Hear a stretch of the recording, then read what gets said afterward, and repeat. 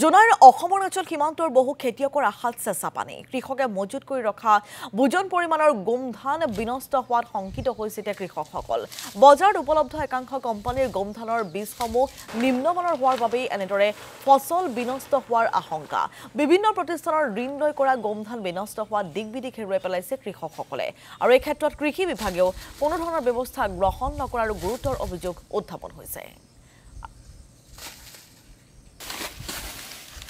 মোৰ খেতি কৰা 15-20 বছৰমান হ'ল 15-20 বছৰ কি পুৰা কৰিছিল এবাৰ মোৰ 8 পুৰামান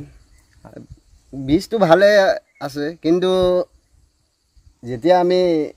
গোমধানখন পকাৰ পাছত উঠাই গুদামত যেতিয়া জমা কৰিছো এতিয়া মানে দেখিছো মানে কন্ডিশনটো বেয়া মানে গৰম উঠিছে গৰম উঠি মানে গোমধানকিটা কলা কলা হয় মানে দাগ লাগি গৈছে এইটো আমি যেটো যোৱা বছৰ যেটো বিজন আগৰ পৰা লগাই থাকো এই বিজনটো এইবাৰ নোপোৱাৰ বাবে মানে নোপোৱাৰ কাৰণে আমি এইবাৰ নতুন পদ্ধতিৰ মানে এই বিজন উপায় নাপায় নতুনকে এই শ্ৰীকল বুলি কয় আৰু বন আস্থা এই নতুন বিজন হয় এই সব লগাই চালো হ'ব নহ'ব কিন্তু মাকৈ এনেকা অৱস্থা হৈ গ'ল গেলি কিনি পুৰা পানী ওলাই আছে গৰমৰ পৰা মই কমসে কম 15 পুৰামান কৰিছিলো মোৰ খৰচা কমসে কম 3 লাখ 3.5 লাখৰ ওপৰত আছে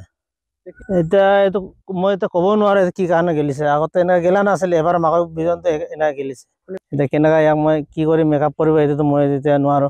এটা ক'বও নোৱাৰো মানে এটা মই কেনেকা ক'ব